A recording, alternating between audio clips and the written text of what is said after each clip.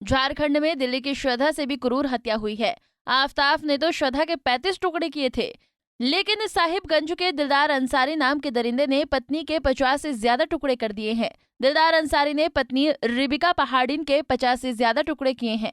हत्या के बाद उसके शव को इलेक्ट्रिक कटर से टुकड़े किए गए हैं। दिलदार अंसारी ने बॉडी के कुछ टुकड़ों को घर में छिपा दिया, जबकि अन्य टुकड़े मोहल्ले के आसपास सुनसान जगहों पर फेंक दिए गए, जिसे कुत्ते नोच नोच कर खा रहे थे।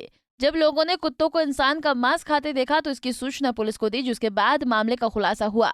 अब तक पुलिस ने बॉडी के कई टुकड़े जब्त किए हैं। वहीं बॉडी के दूसरे हिस्सों की तलाश पुलिस कर रही है। 22 साल की मृतका रिबिका आदिम पहाड़िन जनजाति समुदाय से ताल्लुक रखती थी। पुलिस ने जल्लाद पति दिलदार अंसारी को हिरासत में लेकर पुलिस पूछताछ कर रही है। इस मामले पर अब सियासत भी गर्मा गई है। बीजेपी प्रवक्ता प्रतुल शाहदेव ने हेमंत सरकार पर सवाल खड़ा कर दिया है। शाहदेव ने कहा कि हेमंत सरकार के कार्यकाल में बेटियों के खिलाफ अत्याचार के मामले बढ़ रहे हैं।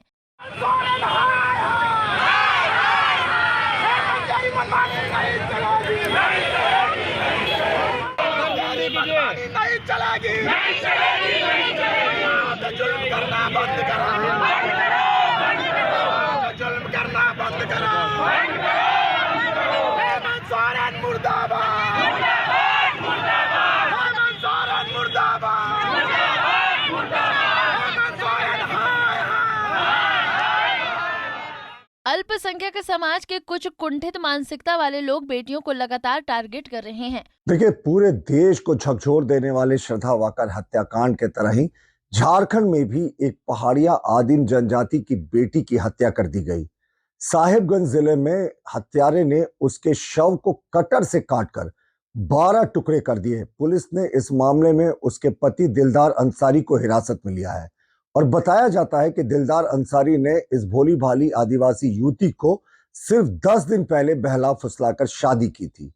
माननीय मुख्यमंत्री हेमंत सोरेन के कार्यकाल में लगातार बेटियों के खिलाफ अत्याचार बढ़ता जा रहा है। रेप केसेस की संख्या रिकॉर्ड स्तर पर पहुंच गई है। बेटियों पर अत्याचार थम नहीं रहा है और अल्पसंख्यक वर्ग से आने वाले कुछ कुंठित मानसिकता के लोगों का मनोबल इतना बढ़ गया है कि वो बहुसंख्यक समाज की बेटियों को लगातार टारगेट कर रहे हैं।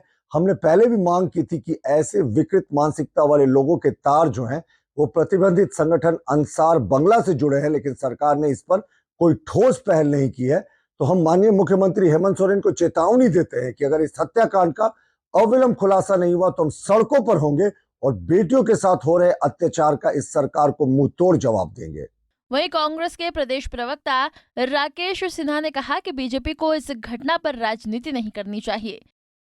साहिबगंज की घटना बिल्कुल दुखद घटना है और यह मानवता और इंसानियत को भी शर्मसार करने वाली घटना है और प्रशासन भी संजीदगी बरतनी चाहिए, क्योंकि लगातार संथाल परगना में इस तरह की घटनाएं घट रही है।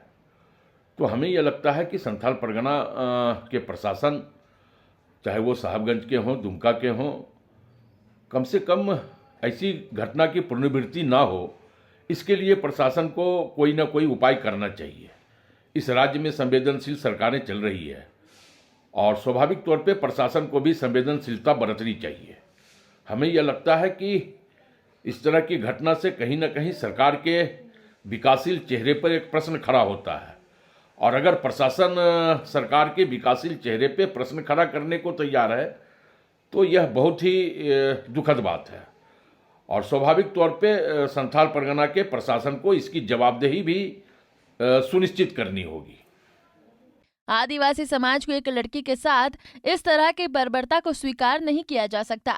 दरिंदे दिलदार अंसारी को इसके लिए मौत की सजा मिलनी चाहिए। पंजाब केसरी टीवी के लिए रांची से सुजीत कुमार की रिपोर्ट।